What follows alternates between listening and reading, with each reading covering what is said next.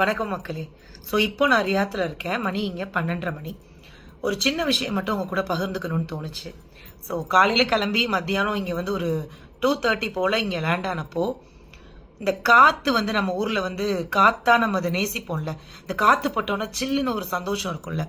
ஆனால் இந்த பகுதி ரியாத்தில் நான் இறங்கினப்போ அந்த காற்று அவ்வளோ பெரிய அனல் காற்றா இருந்தது.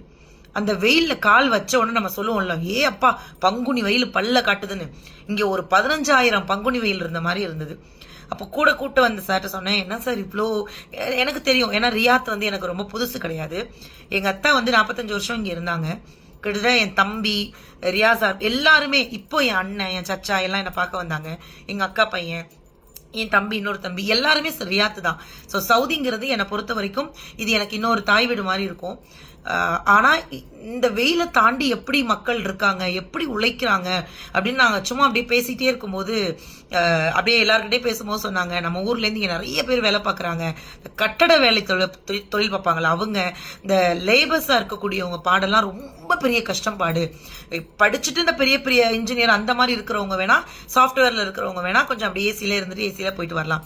அதனால் நம்ம நிறைய இடங்கள்ல இந்த வேலைக்குன்னு வந்துட்டோம் அப்படின்னா இந்த வெயிலெல்லாம் தாண்டி தான் நம்ம பார்க்கணும் அப்படின்னாங்க. அது கேட்டோன்னா ஒரு மாதிரி ரொம்ப கஷ்டமா இருந்தது. ஏன்னா எல்லாருமே இந்த காசுக்காக தான் உழைக்கிறோம். இப்போ நாங்கள் அங்கேருந்து இங்கே இங்கே இருக்கிறவங்கள தமிழால சந்தோஷப்படுத்திட்டு திரும்ப இங்கேருந்து அங்கே போகிறது, இந்த ஒரு நாள் உழைப்புமே எங்களுக்கு ஒரு பெரிய கஷ்டம். ஆனால் இதில் கூட எங்களுக்கு ஏதோ ஒரு இடத்துல ஒரு மரியாதை, ஏதோ ஒரு இப்போ நமக்கு நல்ல ரூமு எல்லாம் கிடைச்சிருது. ஆனால் இந்த வெயிலில் இவ்வளோ கஷ்டப்பட்டு இவங்க உழைக்கிறதுக்கு காரணம் அவங்க குடும்பம் எந்த கஷ்டமும் இல்லாமல் இருக்கணுங்கிறதுக்காக மட்டும்தான். இதை நான் ஏன் சொல்கிறேன் அப்படின்னா, முழுக்க முழுக்க நம்ம ஊரில் உனக்கு என்னப்பா வெளிநாட்டில் ராஜ வாழ்க்கை, இங்கே ஒரு நாள் அவங்க வாழ்கிற வாழ்க்கையை பார்த்தீங்கன்னா, அதுவும் குறிப்பாக சவுதி அரேபியாவில் பல பேருடைய உணவு குப்பூஸ் மட்டும்தாங்க. ஏழைகளுடைய ராஜ உணவு அது. எங்கள் அத்தா அடிக்கடி சொல்லியிருக்காங்க, எனக்கு குப்பூஸ் ரொம்ப பிடிக்கும். 1 ரூபா 2 ரூபா அந்த ஒரு ரியாலுக்குலாம் அது கிடைக்கும். ஸோ இதெல்லாம் சேர்த்து சாப்பிட்டு உங்களுக்கு அனுப்புகிற பணம் தான் நீங்கள் அங்கே சந்தோஷமாக இருக்கணுங்கிறதுக்காக. அது வெறும் பணம் கிடையாதுங்க, அது அவங்களுடைய வெறும் உழைப்பினுடைய பணம் கிடையாது.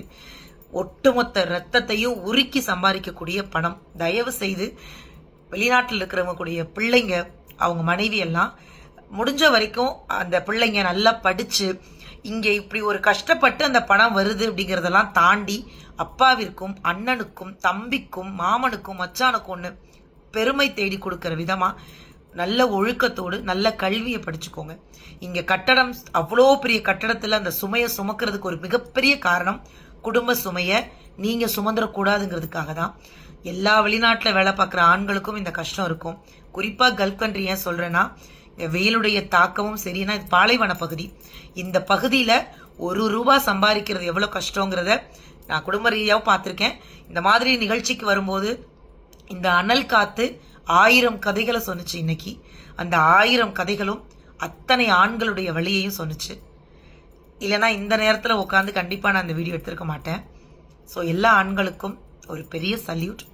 அவங்களுடைய ஃபேமிலிஸ் எல்லாருமே கண்டிப்பாக அவங்களுக்கு எப்போவுமே சப்போர்ட்டாக இருப்பாங்க. தேங்க்யூ.